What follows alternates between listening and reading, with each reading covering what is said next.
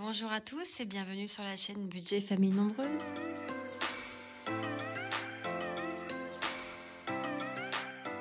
On se retrouve aujourd'hui pour la présentation de notre budget planeur. Donc c'est un budget planeur que nous avons créé par rapport à notre mode de fonctionnement. Donc si jamais quelque chose vous intéresse, n'hésitez pas à me demander en message privé sur Instagram. Donc c'est budget famille nombreuse avec des majuscules et pas d'espace. Alors, dans un premier temps, dans notre classeur A5 provenant de chez AliExpress, couleur marron, nous avons récupéré sur le site setcalendar.com un petit calendrier tout simple pour répertorier en fait les semaines, les vacances scolaires et les jours fériés. Ensuite, on va prendre par exemple juin. Donc, nous avons une page de garde.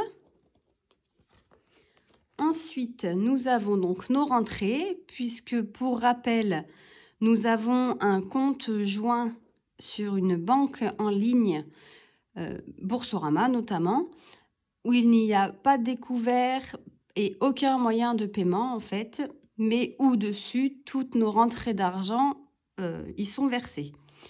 Une fois qu'on a notre total, on dispatche sur deux comptes, donc un sur un compte joint en banque physique et donc sur l'autre partie sur un compte joint donc de Boursorama en banque en ligne.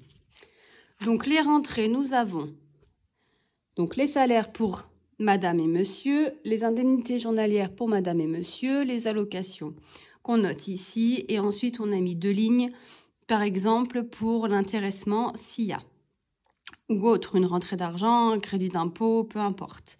Donc ça c'est pour toutes nos rentrées sont catégorisées ici. Ensuite, donc le total est dispatché comme je vous disais sur deux comptes joints. Donc le premier, il sert tout simplement à tout ce qui est charge de la maison. Donc nous avons créé ce budget pour chaque mois.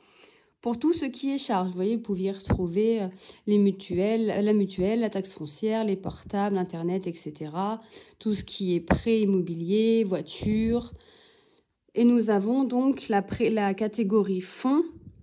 Quand on donc récupère de l'argent sur nos fonds, c'est-à-dire sur nos livrets, on vient verser, par exemple, on a besoin de 100 € dans l'enveloppe santé, donc en réel, on va mettre 100 €. Et en fond, donc si on a eu pour 98 €, on va écrire 98 €. Donc ça, j'ai fait une vidéo en fait sur notre organisation concernant les fonds. N'hésitez pas à aller y jeter un œil si vous ne l'avez pas vu, pour mieux comprendre ce fonctionnement au niveau des fonds. Ensuite, sur l'autre compte, tout ce qui va être budget enveloppe, on va dire, parce que ça reprend les enveloppes virtuelles, hebdomadaires et mensuelles, plus les épargnes en fait. Donc sur cette feuille correspond pour nous à notre compte joint en ligne. Et là, donc, c'est tout ce qui va être à peu près dans ce porte-monnaie. Et c'est toutes nos dépenses pour le mois. Donc derrière, nous avons notre budget par catégorie pour le mois. Donc vous voyez, boulangerie, courses d'hiver, ça ce sont nos enveloppes hebdomadaires. Shopping, restaurant, miel, pharmacie, ce sont nos enveloppes mensuelles. Toutes celles-ci sont en cash. Ensuite, carburant, stock, HACB et ferme, c'est nos enveloppes virtuelles. Et les fonds pour le mois. Donc ça, c'est ce qu'on a décidé de verser à chaque début de mois dans nos fonds. Par exemple, catégorie, on va dire santé, on décide de mettre 100 €. Travaux, on décide de mettre 40 €, etc., etc. pour avoir notre total qu'on a décidé d'allouer à ces fonds en début de mois. Ensuite, nous avons un suivi donc sur nos frais médicaux pour le mois. Derrière, nous avons donc le suivi de nos fonds virtuels. Donc là, je vous fais juste un petit récap pour les personnes qui ne connaissent pas. notre fonctionnement. Donc, par exemple, catégorie, on va dire santé, on a une dépense de 98 € qui n'est pas remboursée par la mutuelle ou la sécurité sociale. Donc, on va écrire santé, dépenses, on va écrire 98, virement, on va écrire 100. Puisqu'en fait, j'arrondis toujours pour ne pas m'embêter honnêtement avec les virgules ou avec les chiffres qui ne sont pas ronds. Donc, on aura une différence de plus 2 € ici.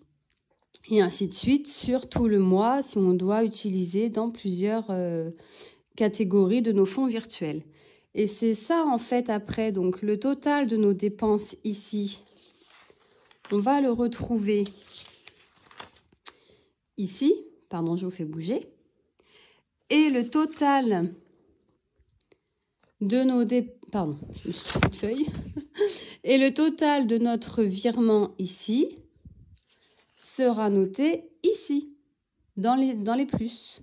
Là, c'est tout ce qui est moins, et là, c'est tout ce qui est plus. Et donc, en fait, notre différence qui sera ici, on va la retrouver, en fait, dans notre reste en banque à la fin du mois. Et ce reste en banque sera donc répertorié le mois suivant, donc sur la même feuille, sur le solde. Voilà comment nous fonctionnons et pourquoi nous avons créé ce budget planeur comme ceci. Ensuite, nous avons donc le bilan du mois. Donc, on a les économies des enveloppes à la semaine. Donc, on retrouve nos 3 catégories avec la semaine 1, semaine 2, 3, 4, 5, le total par semaine et le total sur le mois. On a les économies des enveloppes au mois, donc avec nos catégories, et ce qui reste à la fin du mois avec un total. Ensuite, les économies des enveloppes virtuelles, donc nos catégories, le total à la fin du mois et le total de toutes les catégories additionnées. Ensuite, on reprend le total donc de chaque économie, que ce soit les enveloppes hebdomadaires, les enveloppes du mois et les enveloppes virtuelles que l'on vient noter ici pour avoir le total de nos économies au mois que nous allons noter ici. Et donc, c'est terminé pour ce mois. Mais on n'oublie pas de prendre ce total, d'aller donc à la fin du classeur, pour nous en tout cas, hein, et on vient le noter sur le bilan sur l'année. Donc, par exemple, au mois de mars, on vient noter notre total ici. Et à la fin de l'année, on saura combien on a économisé sur nos enveloppes par rapport au budget alloué chaque mois pour nos enveloppes budgétaires. Voilà pour celui-ci. Donc, si vous avez quelque chose qui vous intéresse au niveau du budget planeur, n'hésitez pas donc à me contacter en message privé sur Instagram. Ensuite, nous avons celui-ci, ou celui-ci, ça va être le suivi. Donc, nous avons le suivi. Déjà, pour commencer, on a décidé de faire l'objectif financier, nos 3 objectifs financiers où on le note, pour en fait suivre cet objectif au fur et à mesure et voir bien évidemment si on arrive à le réaliser ou pas à la fin de l'année et voir justement ceux qui auront été réalisés ou non et ce qu'on pourra modifier pour l'année prochaine. Ensuite, nous avons le suivi des défis. Donc, c'est un tableau avec les mois de l'année, tous nos défis. Et ensuite, chaque fin de mois, on vient noter combien on a dans les défis, dans chaque défi. On fait un total et on a noté la différence par rapport au mois d'avant.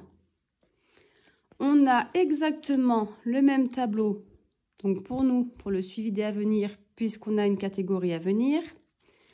Donc, le même tableau ensuite pour nos fonds virtuels. Vous voyez, c'est la même chose. La même chose pour nos épargnes.